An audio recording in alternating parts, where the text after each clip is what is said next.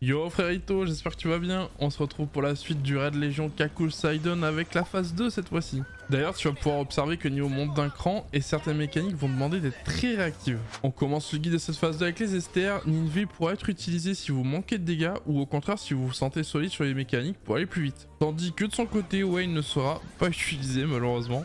Quant à Inanna, elle sera utilisée pour une seule mécanique que l'on verra un peu plus tard dans le guide. Je vais pas m'attarder plus que ça sur les decks de cartes car c'est le même principe que sur la phase 1, donc je vous conseille de regarder la phase 1 à ce niveau-là si vous voulez avoir des réponses.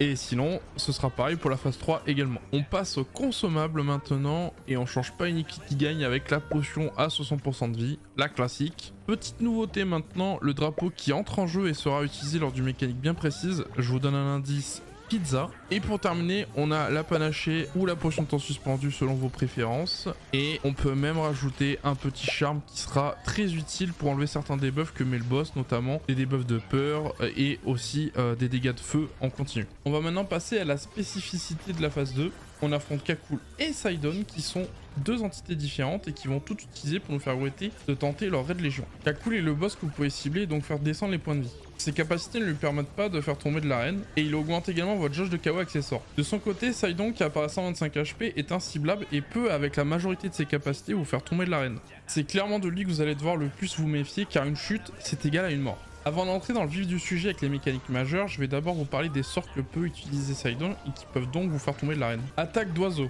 Sidon lance des oiseaux en papier devant lui. Si vous vous faites toucher, cela vous amènera vers le précipice et la mort. Attention, après quelques secondes, les oiseaux reviennent dans le sens inverse. Souffle du vent. Sidon souffle du vent avec sa bouche devant lui et un télégraphe jaune apparaît quand la mécanique va se réaliser. Lance-flamme. Sidon crache du feu sur une énorme zone de l'arène avec un télégraphe jaune qui prévient la mécanique. Si vous êtes touché par la mécanique, vous tomberez. Marteau. Il y a deux variantes de cette mécanique, les deux peuvent vous faire tomber de l'arène et mourir.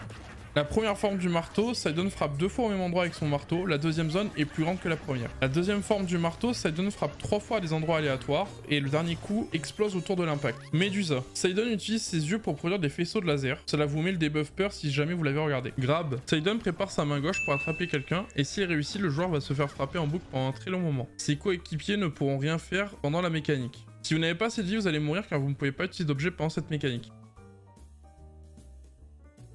On passe maintenant aux mécaniques majeures de cette phase 2. À 125 HP, Sidon apparaît au fond de l'arène tandis que Kakul en profite pour nous bombarder. Vous avez juste à vous réfugier en haut à droite ou en haut à gauche du bord de l'arène pour esquiver les bombes. À 100 HP, c'est la mécanique Safe Zone. Pendant que la mécanique commence, Sidon va utiliser une Médusa, donc soyez attentifs. Pour cette mécanique majeure, je vous conseille avant le raid de partager l'arène de gauche pour les joueurs 1 à 2, puis le côté droit pour les joueurs 3 à 4. Vous allez voir apparaître des zones bleues et rouges. Ces zones sont des safe zones qui vont vous aider à ne pas mourir du sort de Kakul. La rouge permet de survivre avec 2 joueurs dedans, tandis que la bleue n'est là que pour un seul joueur. Et où est donc caché Kakul ?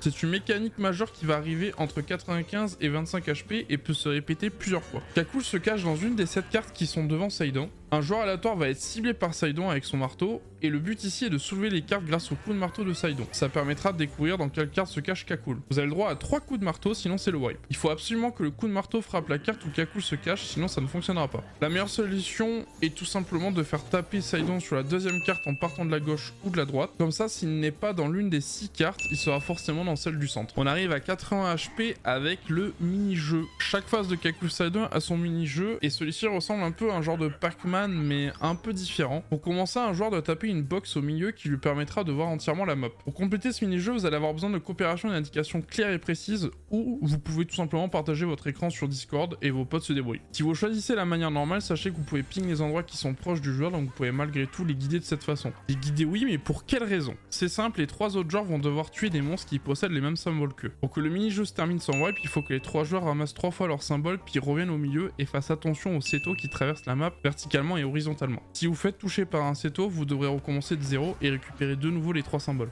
Vous avez 2 minutes pour terminer le mini-jeu, sinon c'est lose. On est aux alentours de 55 HP et c'est l'heure de la pizza. Oui, encore une pizza veganos. Mais une pizza bien plus complexe que toutes les autres qu'on a pu voir jusqu'à présent. Kakul va se téléporter au milieu de l'arène et montrer le sens des 3 pizzas par le biais d'étoiles qui vont dans une direction, de gauche vers la droite ou de droite vers la gauche. Soyez très réactifs car c'est super rapide. La pizza fait d'énormes dégâts mais aussi fait grimper votre jauge de KO très rapidement. C'est d'ailleurs, je pense, l'excellent moment pour utiliser le fameux drapeau dont je vous parlais dans les consommables. Petite précision, si vous avez un DPS un peu trop lent, vous risquez de revoir cette mécanique aux alentours des 15 HP. On va rapidement parler des esters, car sur la mécanique de la pizza, il y a deux possibilités. La première, si vous êtes confiant pour l'évaluation de la mécanique, c'est le meilleur moment pour utiliser Ninve et faire baisser les points de vie de Kakul quand il a assommé après la pizza. En deuxième, c'est Inanna. Si vous ne sentez pas de faire la pizza la première fois ou même tout court, Inanna est un très bon choix car vous allez pouvoir réaliser la mécanique sans vous soucier des dégâts. Par contre, faites attention car la jauge de chaos se remplira quand même. On va maintenant terminer ce guide avec les mécaniques aléatoires de Kakul.